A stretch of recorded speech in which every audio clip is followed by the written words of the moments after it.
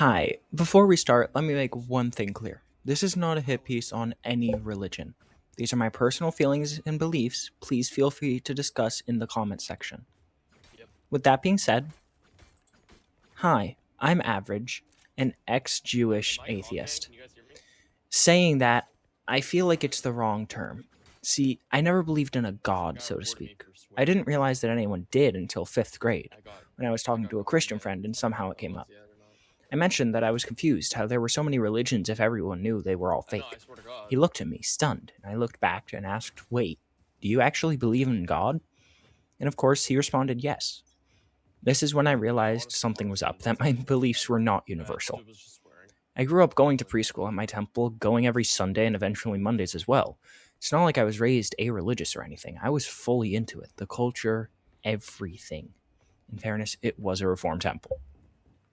This is why it came as such a shock to me that there were believers. I thought I understood the ideas of religion at least enough to see what everyone else was on about, but no, I was in the minority. Not that my clergy made me feel bad about it at all.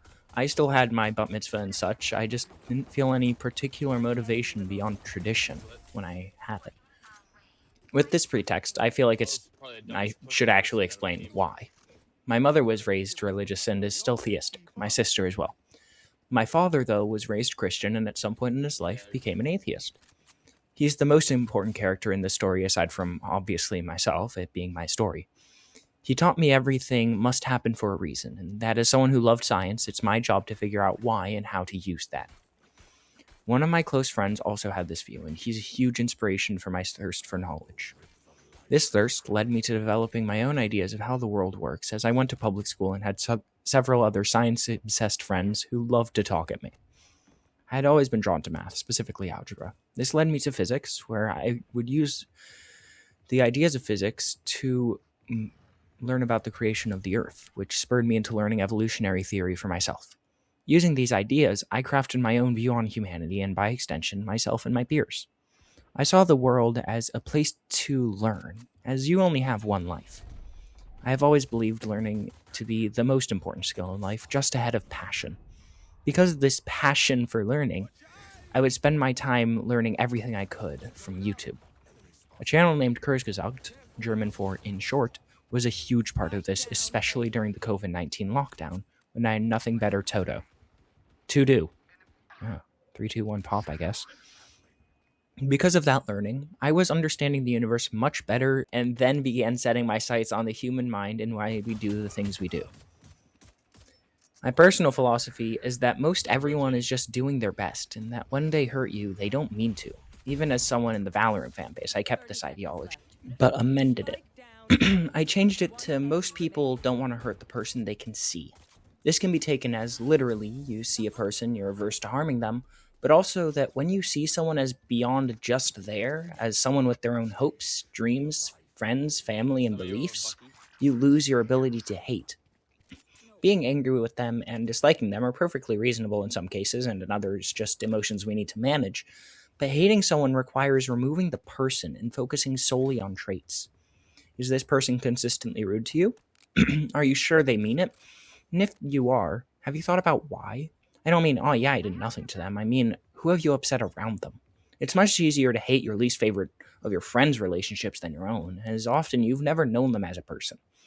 and you have upset someone around them. That's not even a question. Find out who and why and apologize. Make a change too, though. You can't just say sorry every time and still get results. This leads to how I think atheists keep morality. At least how I keep morality. I once saw a quote that went Wow. something like, "If you're an My atheist, ability just why didn't don't you work. steal and murder all you want?" The response was, "I do," which is not at all. I don't want to steal from anyone, and I certainly don't want to murder anyone. Atheists don't need the threat of punishment because humans get satisfaction from helping each other just innately. Guilt exists because we're a social species, and so when we do something we deem unjust, we feel the need to confess. Never have I had the thought of legitimately killing someone for more than a second. Not because of some moral superiority or higher power, but because I just don't want to kill anyone. It's not something I would really be able to live with myself after. Punching someone really hard? Much more acceptable, and maybe something I would do. I don't necessarily believe that all theists need the threat of punishment or promise of reward to do good either. It's just definitely helpful. Religious institutions are another reason I choose to distance myself from religion. While I can see and appreciate all the good, there are so many problems and shortcomings of too many for me to ignore. The Catholic Church gets a lot of hate for this specifically, but that's not to say that other groups are immune. Xenophobia is a huge problem among a lot of them, and branches into almost every critique of these groups. Xenophobia, for those who aren't aware, is an aversion to unfamiliar people. Humans are born like this, and it's not necessarily something you need to be ashamed of. That's not to say you shouldn't attempt to subvert it, as our world doesn't really like that. Just clarification. But this problem leads to homophobia, transphobia, and hate for just other groups and the people in them, in the sense of us versus them, that your group is correct and everyone else is wrong and out to get you. I'm a member of the Satanic Temple, which is an atheistic organization completely separate from the Church of Satan. It aims to get religion out of politics with no intrinsic religiosity. When I said that, you likely had a negative reaction, which is expected. In Western, at least, societies, Satan is associated with all things bad and evil, and about 30% of the world is just Christian, so you can imagine the conflict there. This is a great example of that us versus them mentality. You immediately, probably, had thoughts about who I am because I said that. Is it good or bad depends on the situation. Usually, that's a bad thing, but it isn't always. Regardless of the whole discussion of is it or is it not, I was immediately a different person when I said that because, let's be honest, you have some feelings about that sentiment. Unless you don't, in which case there's a good chance you're satanic, and if you manage to dodge both of those groups, you get an imaginary cookie. And I'm not putting it on screen for you, it's imaginary. That sentiment isn't inherently bad. It's a product of environment. Just as my views of the world are, so are yours. Just as my views are a product of experience, so are yours. I find that science is just a better teacher than religion, as you can check sources. My brain works in almost exclusively logic. If A, then B. If B, not C, etc.